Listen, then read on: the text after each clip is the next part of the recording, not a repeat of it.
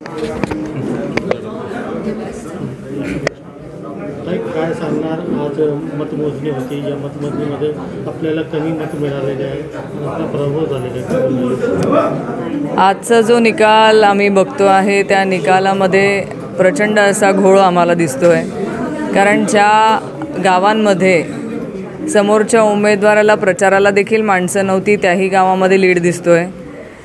पण शेवटी निकाल आहे, जे काय झालेलं असेल त्याची तर आम्ही म्हणतेच की आम्ही चौकशी झालीच पाहिजे। कारण एवढ्या मतांनी ज्या उमेदवाराला मतं मिळत आहेत आणि त्याचबरोबर 2 दिवस आधी एक यादी सोशल मीडियावरती प्रसिद्ध करण्यात आली होती, त्याच यादीमधले आकडे आणि आत्ता निकालामध्ये आलेले आकडे हे समान आहे। असं कसं होऊ शकतं की 2 दिवस आधी आलेल्या यादीमधलेच आकडे आत्ताच्या निकालामध्ये जाहीररित्या तसेच आकडे येणं हे संशयाला जागा देतं आहे।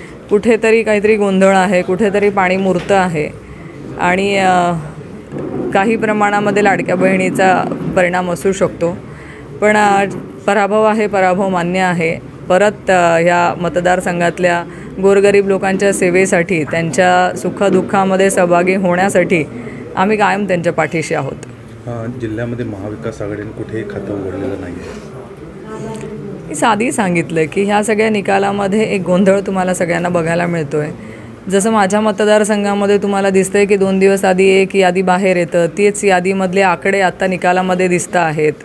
जसं काही प्री प्लॅन्ड होतं की त्याच यादीमधले आकडे बाहेर येणार आहेत 2 दिवसानंतर, एवढं प्लॅनिंगने जर काम प्रत्येक मतदारसंघात केलं गेलेलं असेल तर नक्कीच कुठेतरी सगळ्या गोष्टींमध्ये हा संभ्रम आणि संशय याला सगळ्या ठिकाणी जागाच आहे। कारण अनेक मतदारसंघांमध्ये मिळालेली लीड ही आजपर्यंत कधीही न मिळालेली लीड आपण बघतोय। एवढं वन साईड वातावरण जळगाव जिल्ह्यामध्ये किंवा महाराष्ट्रामध्ये आज शेतकरी बांधवांच्या समस्या ऐकून घ्यायला सरकारकडे वेळ नव्हता। आज अनेक ठिकाणी आपण बघितलं की तरुणांना रोजगार नाही आहेत। आज महिला अत्याचाराच्या घटना वाढल्यात, असंतोष सरकारच्या विरोधामध्ये प्रचंड असताना जर असे निकाल येत असतील तर संशयाला प्रत्येक ठिकाणी जागाच आहे। या ठिकाणी काही महिला कार्यकर्त्यांचं भावनिक क्षण देखील पाहाव्यास मिळालेलं आहे। भावनिक असणं साहजिक आहे। त्यांनी त्यांच्या गावामध्ये जी मेहनत घेतलेली आहे त्या मेहनतीला त्यांना प्रतिसाद लोकांनी मिळाला आहे असं अपेक्षित असतं।